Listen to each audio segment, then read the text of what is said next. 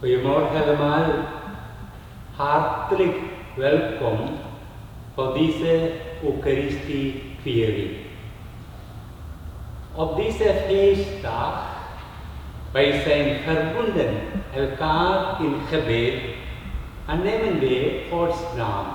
In de naam van de Vader en de Zoon en de Heilige Geest. De genade van de Heer Jezus Christus, de liefde van God en de gemeenschap van de Heilige Geest zij met u allen. Maken wij het een moment stil, keren wij in onszelf en vragen wij aan God en aan elkaar om vergeving, om ontferming. Bidden wij tot de levende God, Vader van onze Jezus Christus, in kracht van de Heilige Geest. Luister, Heer, ontferm u over ons. Over de stad van God op aarde, voor het volk dat hierbij is, bidden wij om licht en verlossing. Luister, Heer, ontferm u over ons. Over de wereld waarin wij leven, over hen die worden verdrukt, bidden wij om geloof en toekomst. Luister, Heer, ontferm u over ons. Over allen die zoeken naar waarheid en het evangelie willen verstaan, bidden wij om geduld en om aandacht. Luister, Heer, ontferm u over ons. Mogen Die allbarmachtige Gott sich vor uns entfernen, unsere Sünden vergeben und uns verleiden tot het ewig Leben. Amen.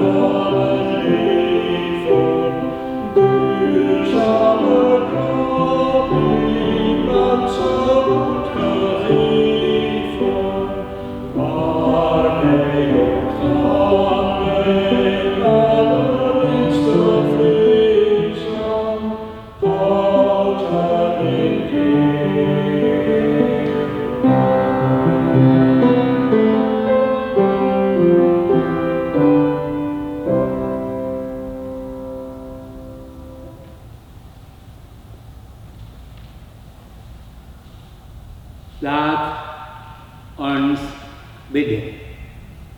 We bidden in stilte paar momenten.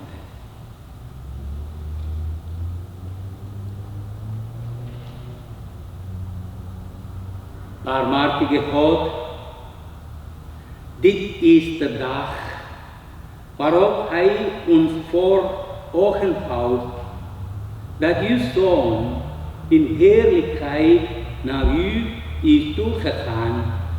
Zijn vergeving is onze hoop. Nu reikt de aarde tot de hemel. Geef dat wij trouw zijn aan zijn opdracht, dat wij zijn liefde en verlossing bereikbaar maken voor elkaar. Hij die met u leeft en heerst in de eenheid van de Heilige Geest, God door in de eeuwen der eeuwen. Amen. Nu luisteren we naar die schriftlezingen, eerste lezing.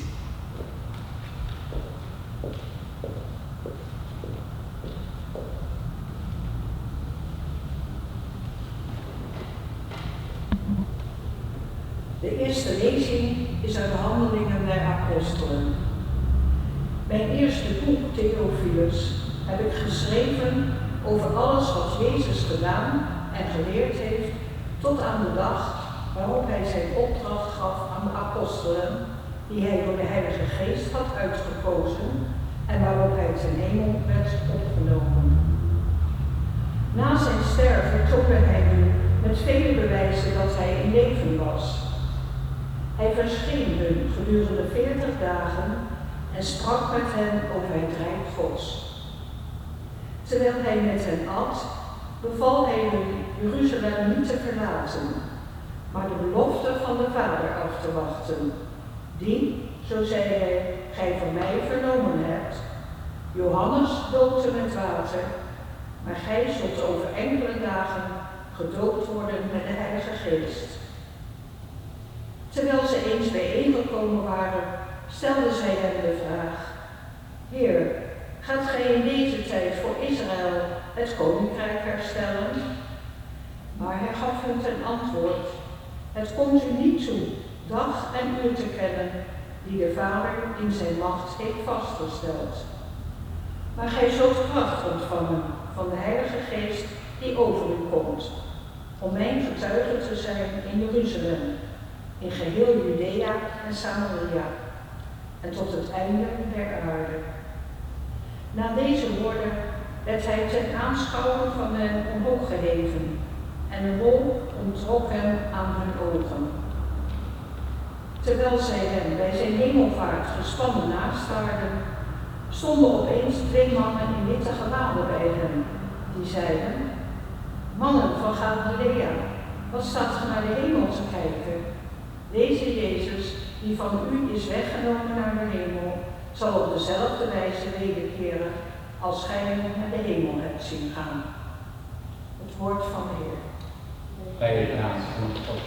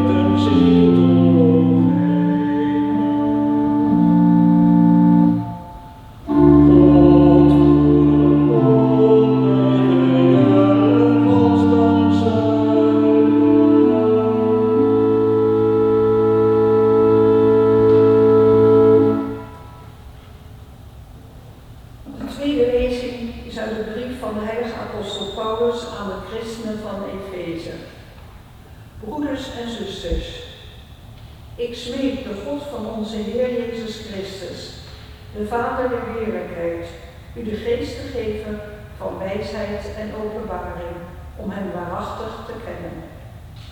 Mogen hij u innerlijk ook verlichten, om te zien hoe groot de hoop is waartoe hij u roept, hoe rijk de heerlijkheid van zijn erfdeel te midden der heiligen, en hoe overgroot zijn macht is in ons die geloven. Dezelfde sterkte en kracht heeft hij betoond in Christus, toen hij hem opwekte uit de dood en zette aan zijn rechterhand in de hemelen, hoog boven alle heerschappijen, machten, krachten en hoogheden, en boven elke naam die genoemd wordt. Niet alleen in deze, maar ook in de toekomstige tijd. Alles heeft God onder zijn voeten gelegd en hemzelf, verheven boven alles, heeft hij als hoofd gegeven aan de kerk die zijn lichaam is. De volheid van hem die het al in alles vervult. Woord van de Heer. Hey, dank.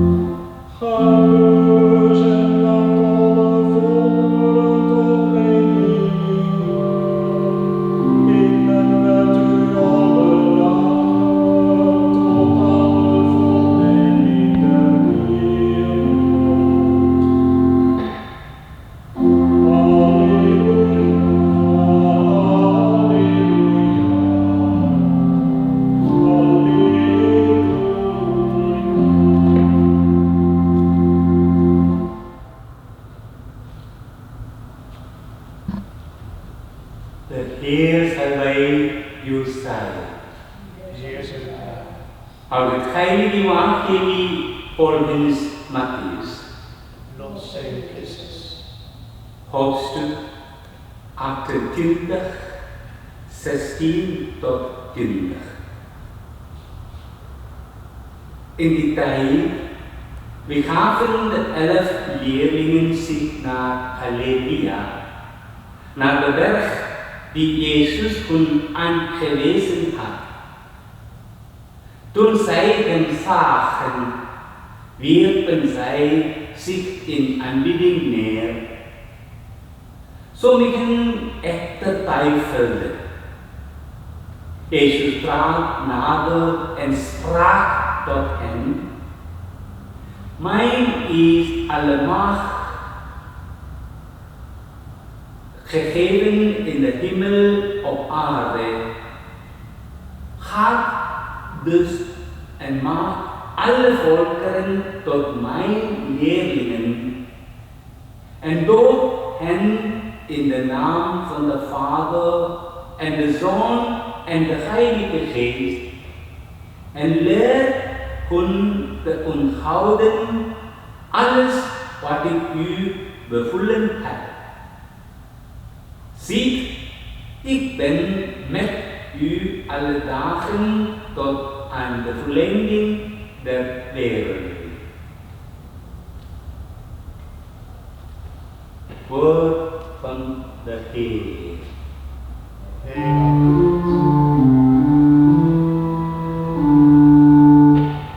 God heeft hem overleven en hem de naam verliefd, die boven alle namen is. Jezus Christus in de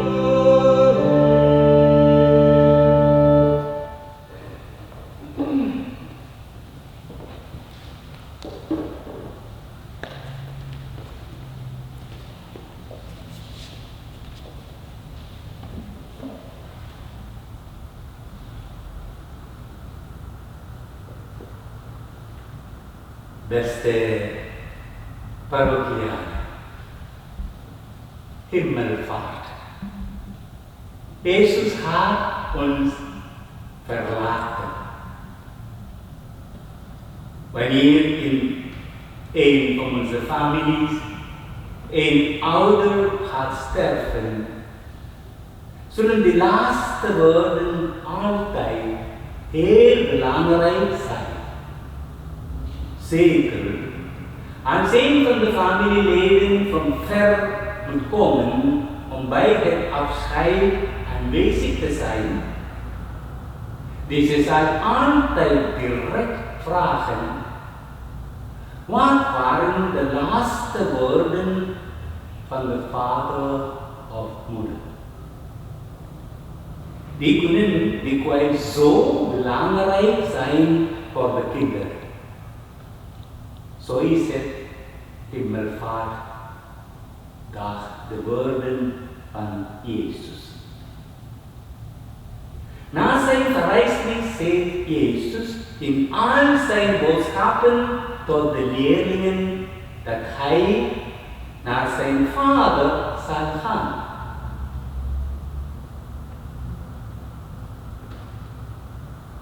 Ik zal de Vader vragen jullie een nieuwe helper te sturen, de Heilige Geest.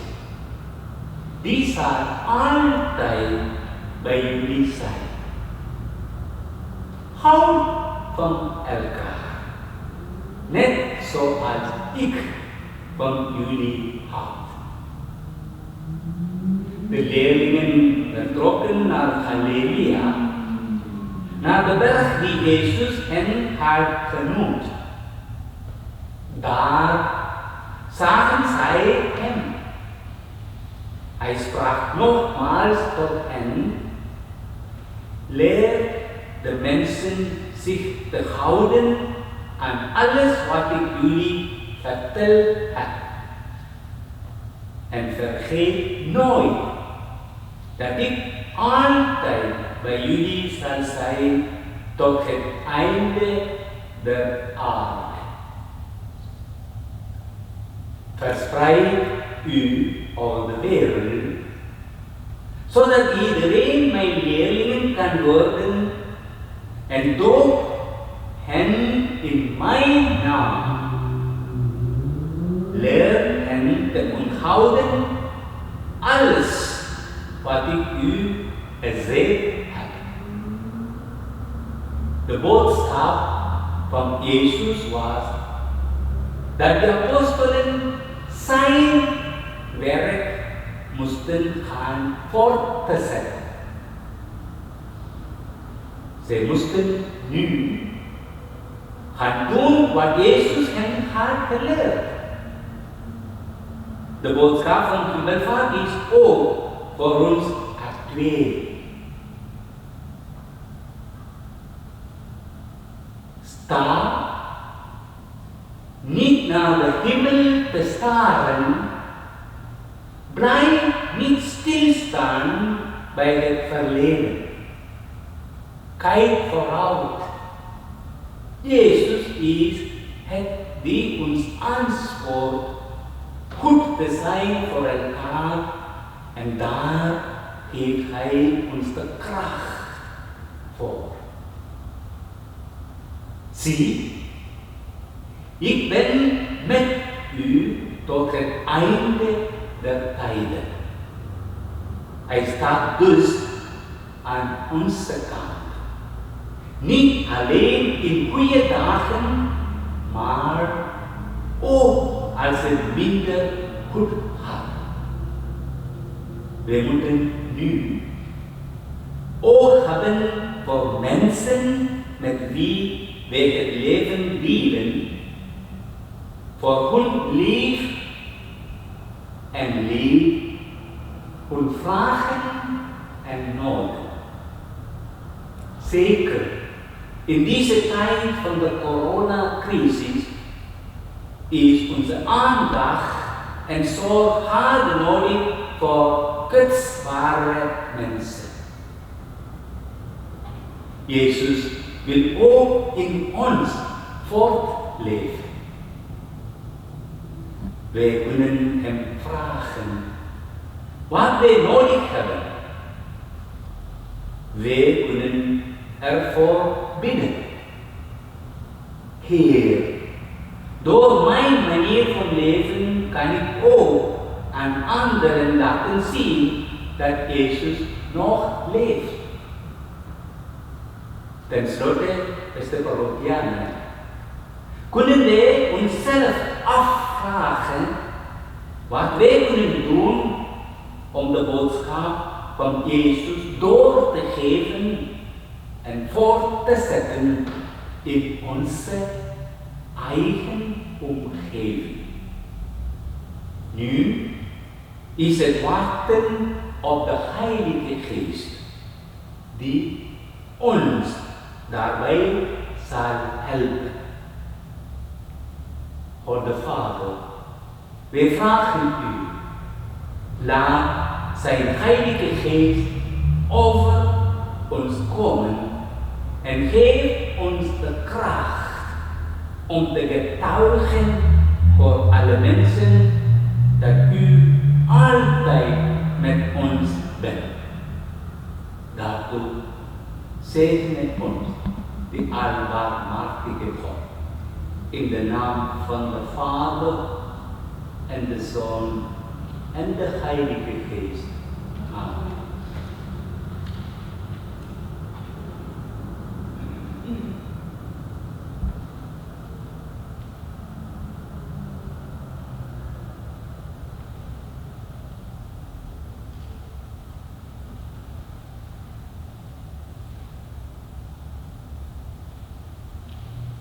Nu zullen wij samen bidden als het mogelijk is. We kunnen opstaan en samen bidden wij samen onze geloofbelijdenis. Ik geloof in God, de Almachtige Vader, schepper van hemel en aarde, en in Jezus Christus, zijn enige Zoon, onze Heer, die ontvangen is van de Heilige Geest, geboren uit de Maagd Maria, die geleden heeft onder Pontius Pilatus, is gekruisigd, gestorven en begraven, die niedergedaald is ter helle, de derde dag gerezen uit de doden, die opgestegen is ten hemel, zit aan de rechterhand van God de Almachtige Vader. Vandaar zal zij komen, oordelen de levenden en de doden. Ik geloof in de Heilige Geest, de Heilige Katholieke Kerk, de gemeenschap van de Heiligen, de vergeving van de zonde, de verrijzenis van het lichaam en het eeuwig leven. Amen. Nu bidden wij onze voorbeden.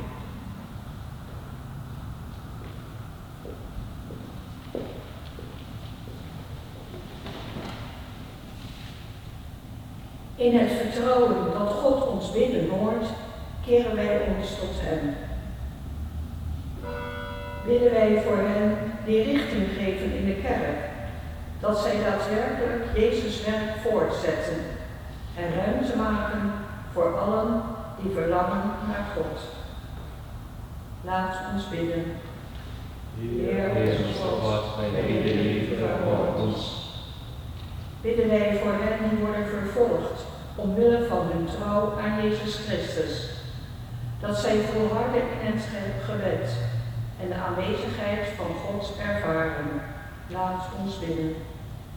Heer onze God, wij bidden u, verhoor ons. Bidden wij voor hen die alleen zijn achtergebleven na het verlies van een dierbare, dat zij de moed vinden nieuwe wegen te gaan, dat zij mensen ontmoeten die het moed geven. Laat ons bidden. Heer onze God, wij bidden u, verhoor ons. Bidden wij voor alle mensen die wereldwijd slachtoffer zijn van het coronavirus en voor allen die patiënten met hun zorg en deskundigheid begeleiden. Laat ons bidden.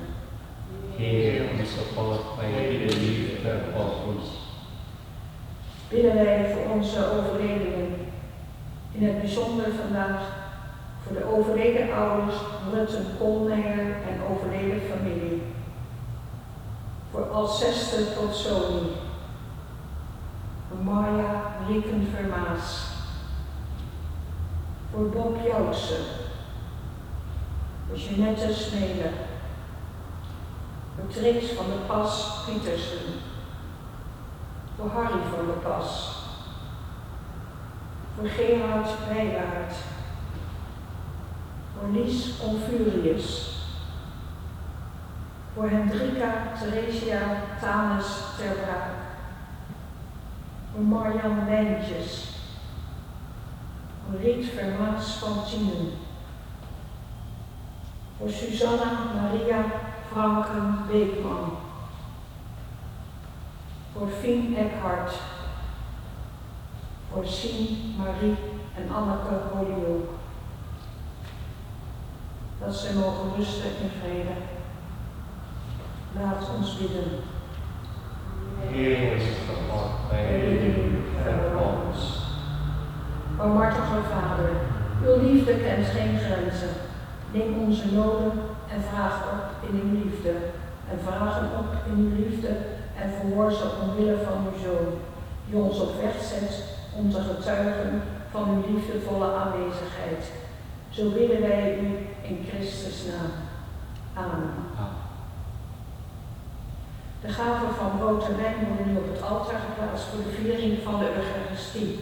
U kunt zich daarbij aansluiten met een bijdrage voor de collecte.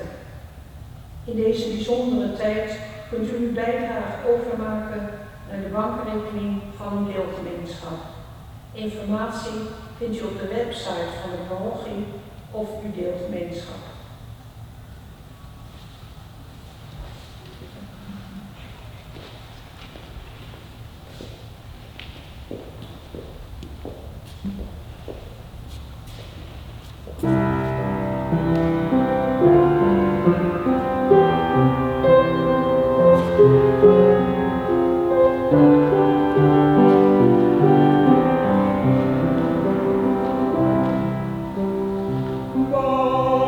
Is er liefde, dan is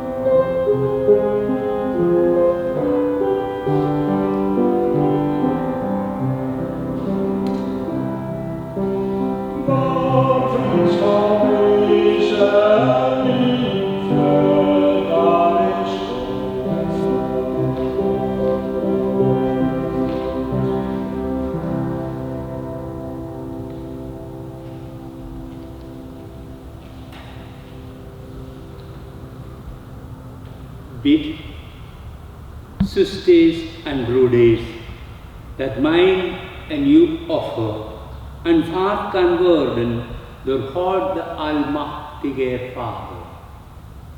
Mogen de Heer tot lof van de Heer zijn, tot welzijn van ons en van heel zijn leven. Laat ons bidden.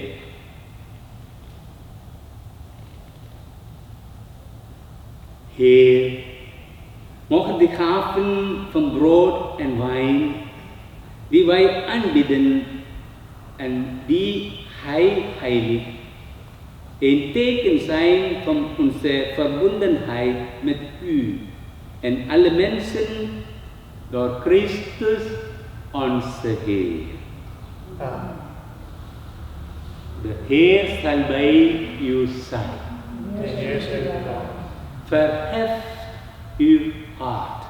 Wij zijn met ons hart bij de Heer. Brengen wij dan aan de Heer onze God. Hij is onze dankbaarheid waard. Heilige Vader, maak die eeuwige God om recht te doen aan uw heerlijkheid, om heil en genezing te vinden, zullen wij u danken, altijd en overal. Want de Heer Jezus, de Koning der Glorie, de overwinnaar van zonde en dood, is tot verwondering van die engelen op deze dag naar het hoogste der hemelen opgestegen, waar hij zetelt als middelaar tussen God en de mensen, als rechter der wereld en Heer van alle machten. Hij is niet van onze zijde geweken. Zwakke mensen heeft hij hoop gegeven. Hij is ons hoofd. Wij vormen zijn lichaam, waarheen hij ons is voorgegaan. Zullen wij eenmaal volgen. Vroegde om het paasfeest vervult ons mensen die op aarde wonen. Vroegde vervult de engelen in de hemel, de machten en de krachten die wij u loven, die u dit lied toejuichen zonder einde. Bidden we samen. Heilig, heilig, heilig de Heer, God voor hemelse machten, vol zijn hemel en aarde in heerlijkheid. Hosanna in den hoge, gezegend hij die komt in het naam des Heeren. Hosanna in den hoge.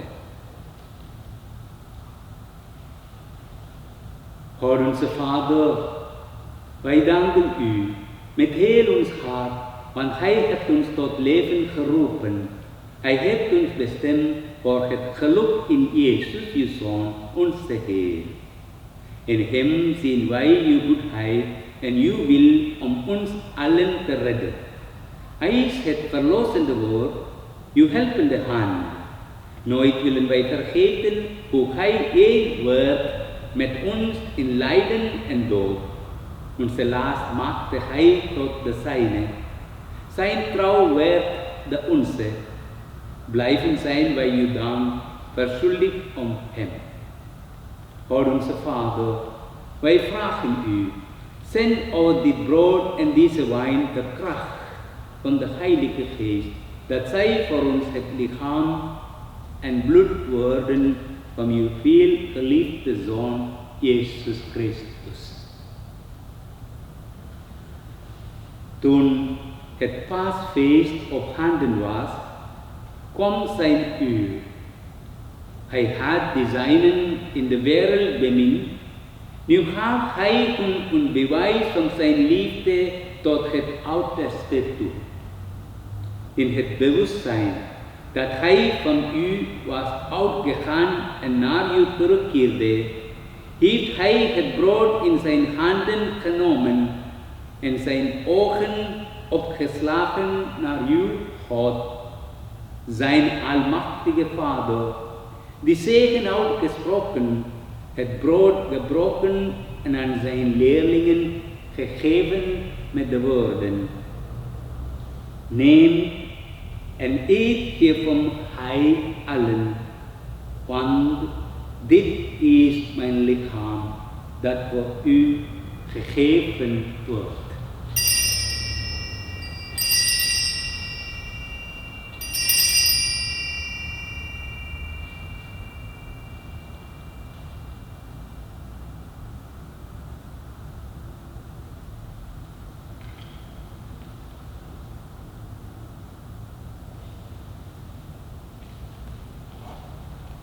Zo nam hij, ook toen zij gegeten hadden, de beker in zijn handen.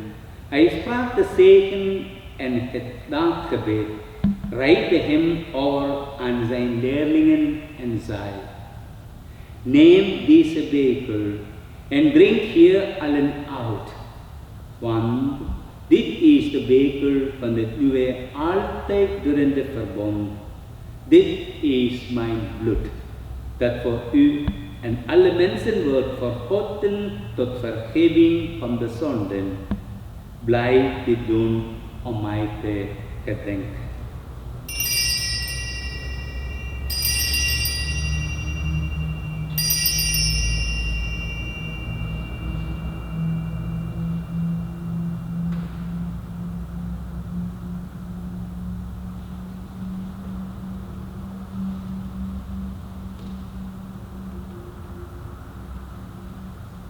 Verkondigen wij het mysterie van ons geloof.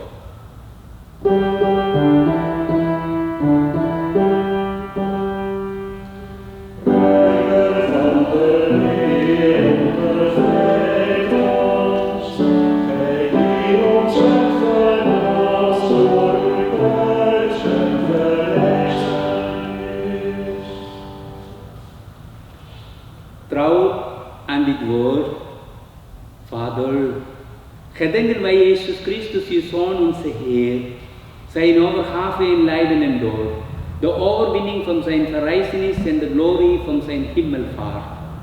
Wij bidden u, deze gaven aan, het levende brood en de heilzame beker, terwijl wij vol vertrouwen uitzien naar zijn komst in heerlijkheid. Zend nu, Vader, de trooster en helper in ons midden, uw Heilige Geest.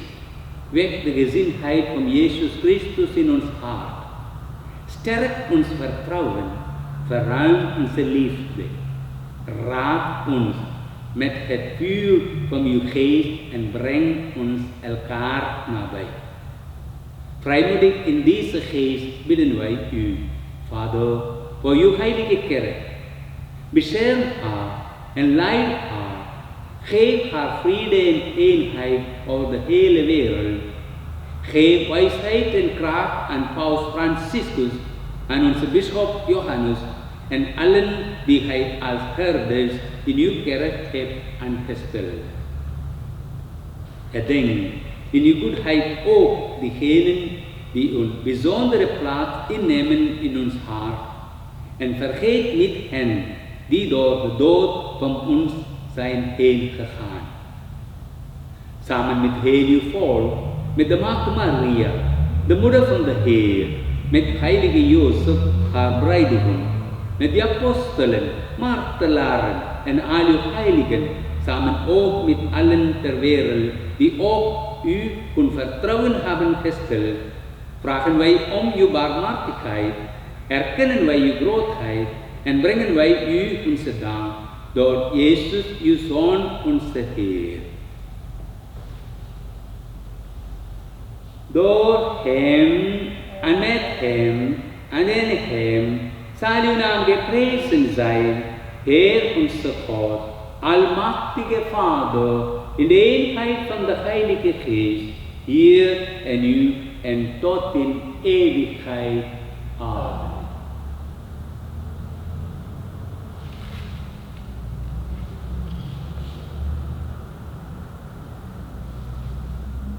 Nu bidden we samen met alle gelovige mensen de universele gebed dat Jezus ons gegeven heeft. Onze Vader, die in de hemel zijt, uw naam worden geheiligd, uw rijk komt, uw wil geschieden op aarde zoals in de hemel. Geef ons heden ons dagelijks brood en vergeef ons onze schulden, zoals ook wij vergeven onze schuldenaren. En breng ons niet in beproeving, maar verloos ons van het kwaad. Verloos ons, Heer, van alle kwaad. Geef genadig vrede in onze dagen, dat wij gestuurd door uw barmhartigheid altijd vrij mogen zijn van zonde en beveiligd tegen alle angst en onrust, terwijl wij uitzien naar de zalige vervulling van onze hoop, de komst van onze Verlosser, Jezus Christus. Want van u is het koninkrijk en de kracht en de heerlijkheid in eeuwigheid. Wanneer wij, zoals de leerlingen, terug naar ons huidige bestaan worden gezonden, dan weten wij dat we leven in een verzuurde wereld. Daarom bidden wij om vrede. Vrede en gezondheid voor onszelf, in onszelf.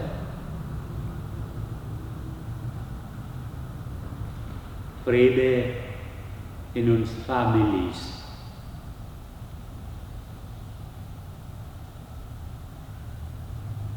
Vrede op aarde. Heer Jezus Christus, Hij heeft aan de apostelen gezegd, vrede laat ik u, mijn vrede geef ik u. Let niet op onze zonden, maar ook het geloof van uw kerk. Vervul uw belofte, geef vrede in uw naam en maak ons één, Hij die leeft in eeuwigheid.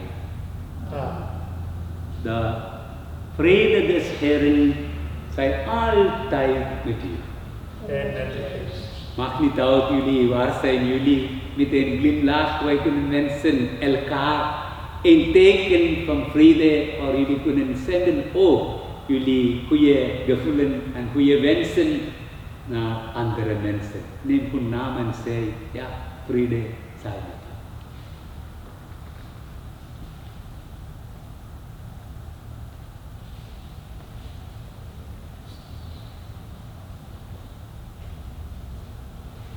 Lam Gods, dat wegneemt de zonden der wereld. Lam Gods, dat wegneemt de zonden der wereld. Lam Gods, dat wegneemt de zonden der wereld.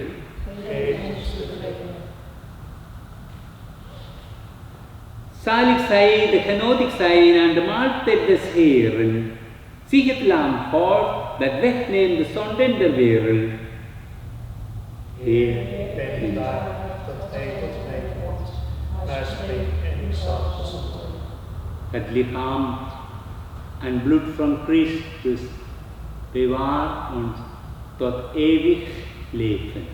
Amen. Kunnen wij een kleine gebed, dat is de geestelijke communiegebed, samen bidden? Ja? We bidden samen. Mijn Jezus, ik geloof dat Hij in het allerheiligste sacrament tegenwoordig is. Ik bemin U en verlang naar U. Kom in mijn hart.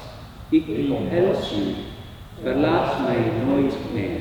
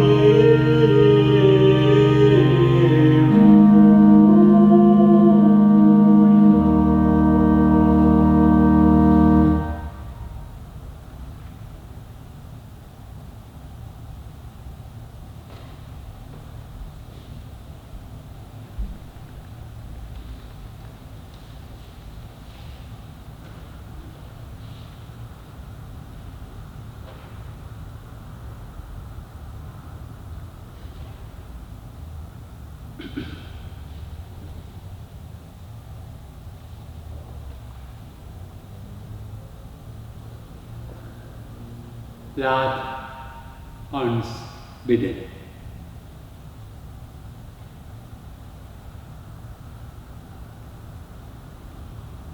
God, wij hebben het feest gevierd van onze Heer, die in uw heerlijkheid opgenomen. Hij heeft in deze wereld een weg gebaand naar u.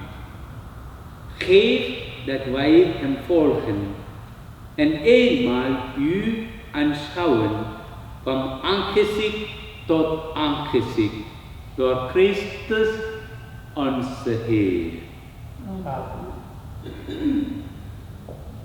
Zo vooraan wij uitgaan, ik wil graag ook iedereen danken. Die hebben achter de scherm heel hard gewerkt hebben tot deze goede viering.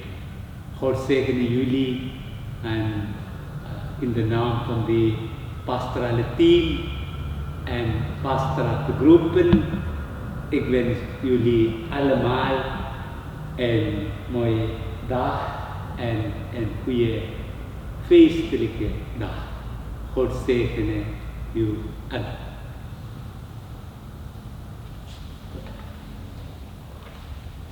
Bang om de wijde wereld in te gaan. Vrees niet. Er komt kracht.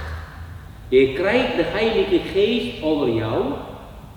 Zoek het niet te ver weg. Het kan zelfs vanuit huis. door een levensteken te geven aan wie alleen zit. Door een luisterende oor te hebben, luisterende oor te bidden en door te helpen waar je kunt. Ga dan als leerling van hem, die jou het liefst ziet. Ga als gedoopte, als een frank en vrij mens. De Heer zal bij u zijn. De Heer zal u bewaken.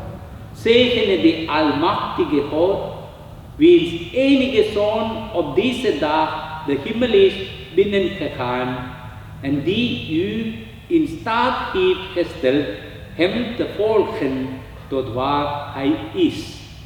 Amen. Hij geeft u dat Christus bij zijn komst voor het oordeel aan u verschijnt voor altijd verzoend, zoals hij na zijn verrijzenis aan zijn apostelen is verschijnen. Amen. Mogen u, die door uw geloof weet dat hij zit aan de rechterhand van de Vader, ook met vruchten ervaren dat hij volgens zijn belofte met u blijft tot aan het einde van de tijden. Zegene u, die albarmhartige God, Vader, Zoon en Heilige Geest. Had u allen heel en vrede. Nee, dan God.